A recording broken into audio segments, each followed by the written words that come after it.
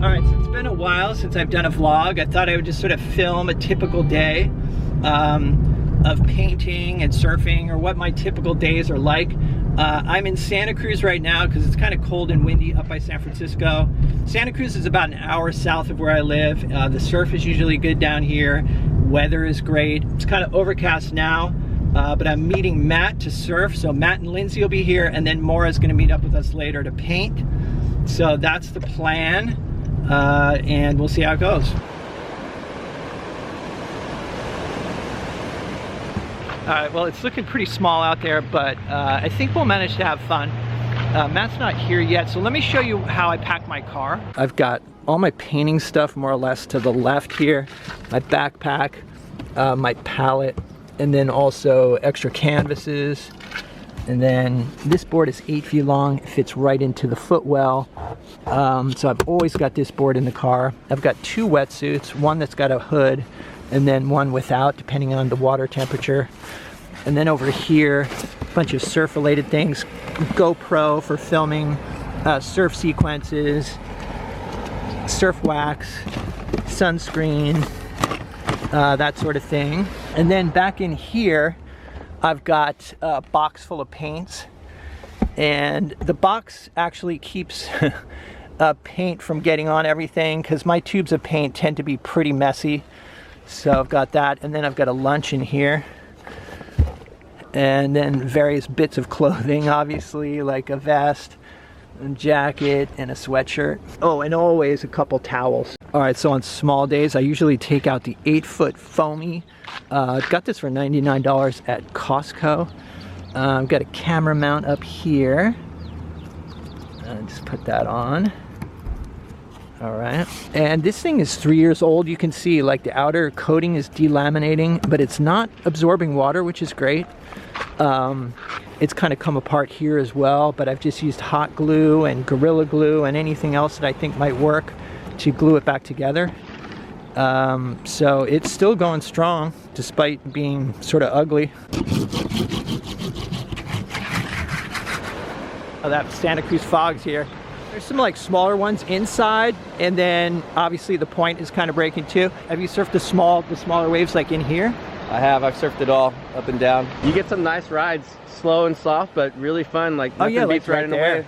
Like that's cool, right there. Like a headstand. Oh, headstand.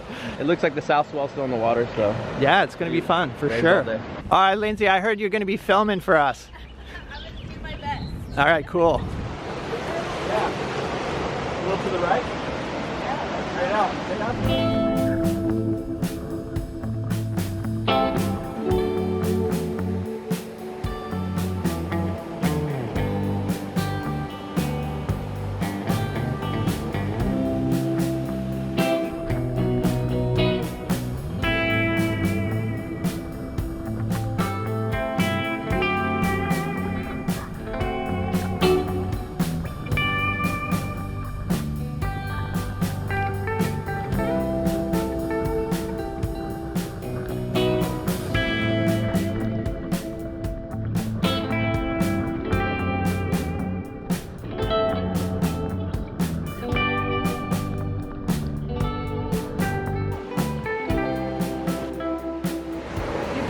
Birds migrate. On the Pacific coast, pelicans leave the Gulf of California after breeding, cross the Baja Peninsula, and migrate as far north as British Columbia. Hi. How are you? Good, how are you? I'm doing great. You look great, and happy birthday. Oh, thank you. I appreciate it. Are you shredding out there? Look at your shoulder. Did that just happen? Nah, it happened Saturday. It looks tough. I got more surf cred.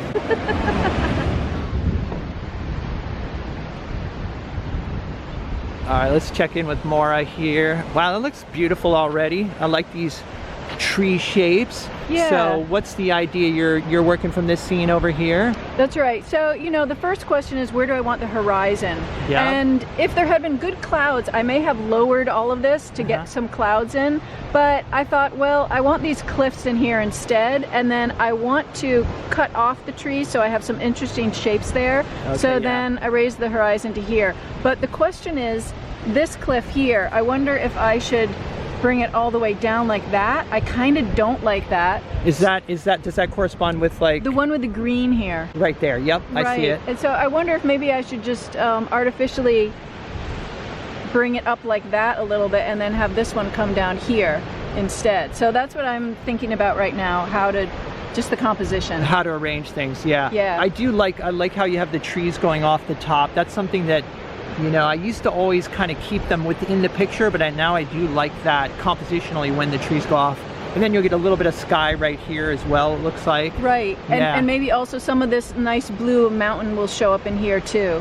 Right, So, distant mountains, yeah. Yeah, I just like having the different shapes there, so. Yeah. We'll see. In my plein air practice, if I have a comfort zone, this is not it. Well, it's good. It's good to be out of your comfort zone. I am. Yeah. All right, now what you getting into here? Looks like what, an 8x8 panel. Exactly. All right, so wet sand down here, the trees over here, and then a bit of cliffs here. Does that sound right? A little bit of the road by the Sprinter van up there.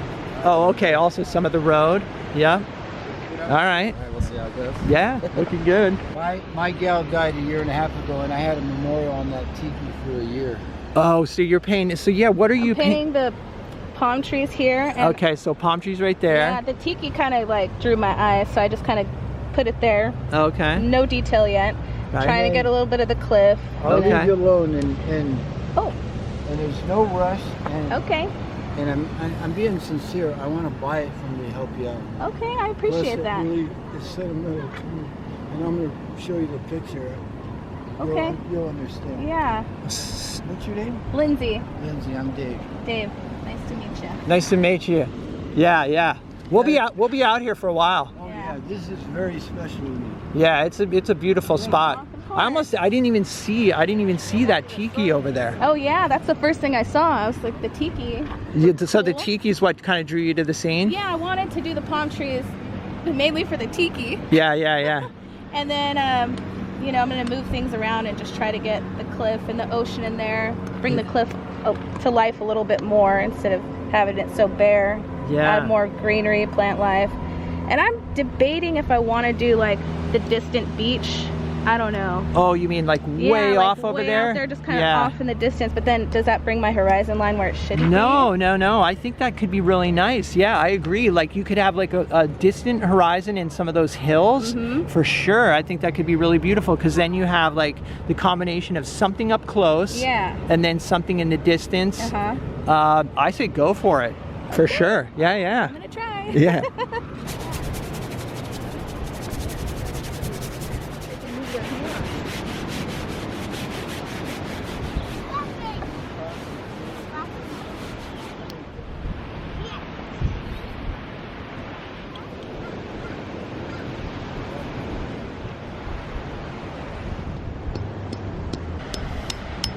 We've got a little junior archaeologist over here. All right, so there's the composition. Got a grouping of trees here and trees here, which correspond with these trees. Distant cliffs. I'm going to include some of these foreground cliffs as well. You know, some of the wet sand leading into the distance, distant hills, that sort of thing. And I'm painting on a 20 by 20 inch canvas. My usual palette of colors here. Actually, no guest colors today. Oh, but Maura's got a guest color, don't you? I do. What's your guest color again? It's chromium oxide green. Okay, so hey, maybe I'll squeeze out a little of that. Yeah, use it. Because I gotta have a guest color. You got to. All right, so chromium oxide green will be my guest color. I'm using liquid as my medium, an assortment of brushes here, but mostly going to be using this natural bristle flat number 8. All right, so I'm mixing up a dark using ultramarine blue, some alizarin crimson, and burnt sienna, and a bit of liquid. As you can see, I've got like full light on my canvas right now, which is not ideal, but you know, once I get it blocked in, then I will turn my canvas so that it's in the shadow or it's not in direct light.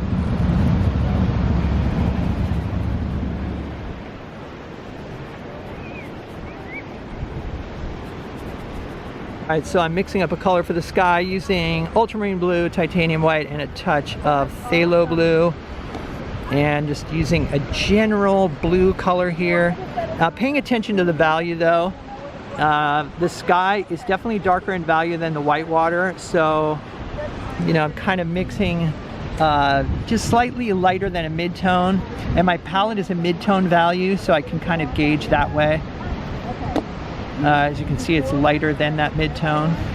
Nice thing about this brush, this you know, this number 8 natural bristle, is you can just cover huge areas really quickly. I decided to include more sky just to kind of you know, capture the open feel of the location. So this is sort of an unusual composition for me. So we'll see how it goes. All right, Maura's gonna block in the rest of my sky. I'm gonna do it. 30 seconds. That's right. 30 that's seconds or fine. less. Are you getting exhausted? No, this is good. I know, it's like a workout. I love it. You know what's happening now? It's just, you're like, oh wait, do you want more color up there? Okay, we're done. I'm good. No, keep going. You want me to keep going? No, you're good. I Thank think you. so, yes. That's beautiful. I couldn't have done that better myself. All right, cool. Checking in with Matt here. Oh, you want to mix the color for the water next? Yes. The color of the water, would you use the same kind of mixture that you use for the sky and darken it up? Or is it completely different? Well, to me, it looks like the sky is definitely blue. I'm seeing a touch of green in the water. Just to show you here, like I'll use, you know, it's like if you mix burnt sienna with ultramarine, you'll kind of get a dull green color. And then I'll add sort of a touch of cadmium yellow medium. Okay. Now this is kind of not as saturated as what I'm seeing out here, but let's see what this looks like up here. Nice. You can see that's definitely more, it's Yeah. kind of more of a gray-green. Definitely close. Yeah, so it's kind of gets you in the ballpark. And that's kind of my go-to mixture for water. Actually, that's looking pretty good. That's like pretty close. It's really good. Yeah, so. All right, cool, thank you. Yeah, load the brush. Then I look for irregular shapes. Try not to be too careful.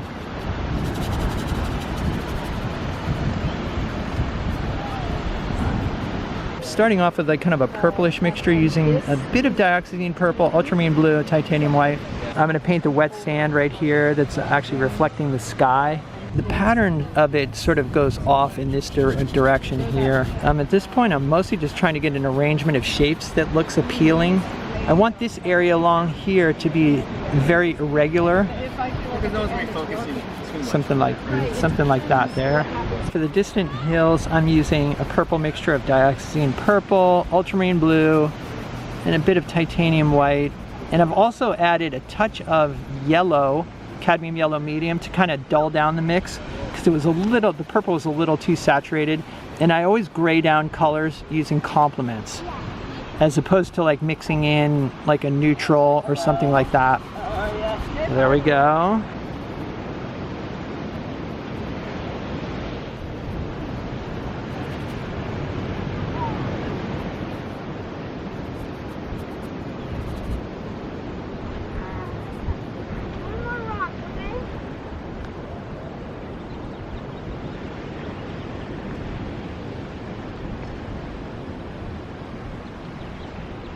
I love the way you handle those trees. Super nice. Little tiki right in there.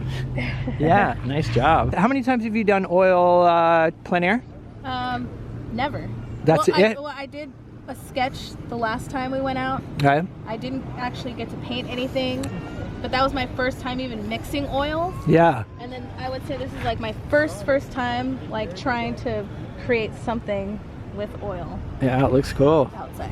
Very nice, very nice. Thanks. Matt's having a little conversation, but we'll take a look at his painting. Gonna try not to get any glare. Nice paint application and shapes in here. Anyway, there it is. Let's check in with Maura here. I love those vertical strokes. Is that kind of new for you or no? It is, and I don't know where it came from, but it's really fun. And I like doing it with a natural bristle brush. I know this is small. That's all right. But did you use that brush for most of the painting? The whole painting. Yeah, because I think that's kind of a cool thing, because then you get a certain, there's like a nice continuity going on. but also nice arrangement of shapes and everything. Yeah, looks beautiful. I like how the natural bristles, you can see the underpainting underneath. They sort of scrape it. Right, so it kind of creates a transparent effect? Yeah, a little luminosity. Yeah. Beautiful. All right, so here is what I finished up with. As I mentioned, this is kind of an unusual composition for me, just including, you know, as much sky as I did. I did paint the whole painting with one brush, that number 8 natural bristle flat. All right, so down here especially, I kept it really transparent and loose. I just left the scrub in. I didn't even do anything additional to that. I painted these buildings in the distance using that large brush to try to keep a certain level of consistency, you know, throughout the painting. I did two-tone the wet sand here. First came in with purple and then came over the top later with sky reflections, you know, so it started off more purple and then more of an ultramarine color. All right, so I hope you guys enjoyed this vlog. Let me know what you think in the comments. I will put Lindsay, Matt, and Maura's Instagram down in the description below. Also, if you'd like to see some extra videos and help support the channel, there's a Patreon link down below as well. Got a bunch of extra videos on there and a materials list, that sort of thing, so check it out. Other than that, stay creative, and I'll see you guys in the next video.